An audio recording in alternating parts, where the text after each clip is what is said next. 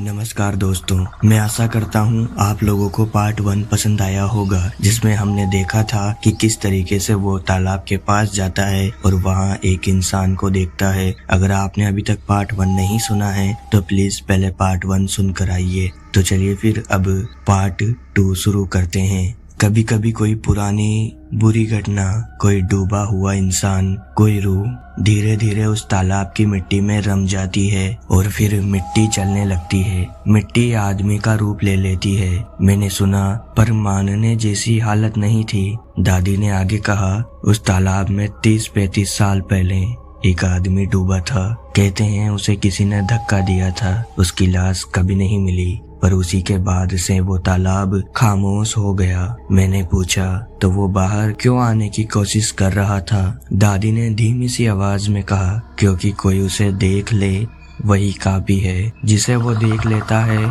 उसके पीछे आता है, धीरे धीरे, दिनों में, हफ्तों में, पर आता है। मेरा दिल धड़ाम से गिरा। मतलब वो मेरे पीछे आएगा? दादी ने सिर नीचे कर लिया। आज रात नहीं, पर हाँ, उसकी नजर तुम पर पड़ चुकी है। पानी में फंसी चीज जल्दी बाहर नहीं आती, पर आती जरूर है। मेरी सांस रुक गई।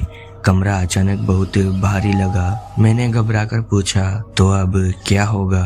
दादी धीरे से उठी और मेरे कान के पास आई। उसकी आवाज बिल्कुल सपाट थी। वो फिर दिखेगा। जब दिखे भागना मत, क्योंकि जो उससे भागता है वो पहले उसी को पकड़ता है। मेरे हाथ ठंडे पड़ गए। तभी बाहर से एक आवाज आई, छपाक, जैसे कोई पानी से निकलकर मिट्टी पर पैर रखे हो। दादी तुरंत मेरी आंखों में देखकर बोली, शुरू हो गया। मेरे गले में सूखापन उतर गया। आवाज धीमी थी, पर इतनी साफ थी कि गलतफहमी की गुंजाइश ही नहीं बची। दादी ने फिर से कहा, आज रात अगर कदमों की आवाज सुने तो दरवाजा खोलना नहीं, पर रोको भी मत।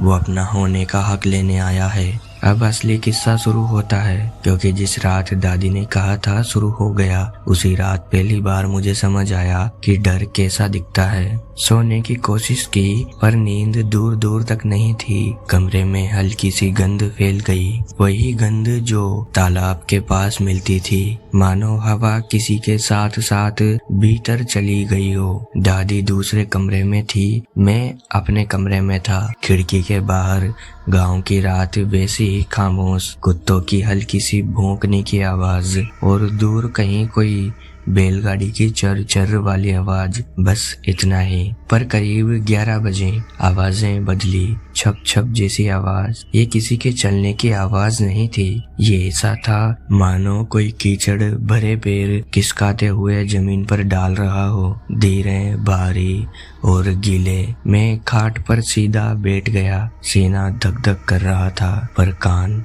आवाजें पर अटक गए थे।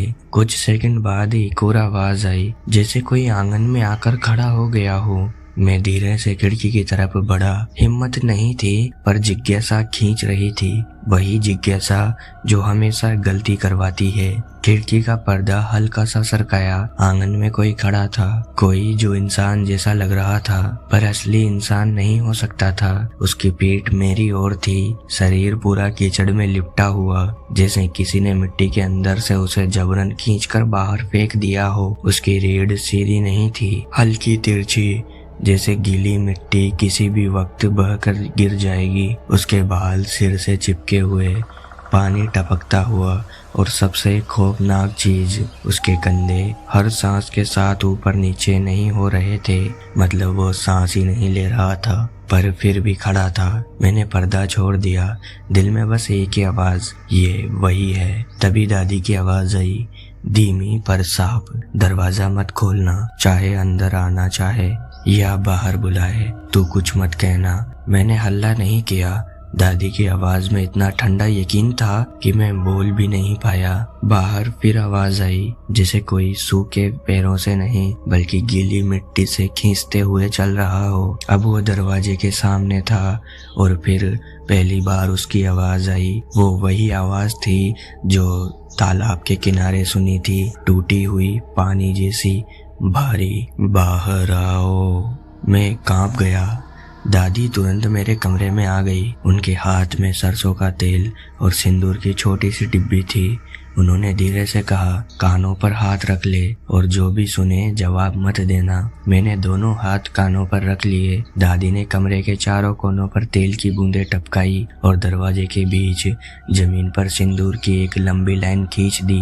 बाहर से फिर आवाज आई, मैं जानता हूँ तू देख रहा है। मेरी उंगलियां खुद ब खुद कानों से हटने लगी, जैसे उस आवाज में कोई खिंचाव था। दादी ने जोर से मेरा कंधा पकड़ा। अभी मत देख, पलट कर मत देख, वो इंसान नहीं, वो तुम्हारी नजर से बनता है। मेरी सांस फटने लगी। अचानक आवाज बहुत भारी हो गई। हर दीवार, हर कोना, सब जैसे दबाव डालने लगा हो।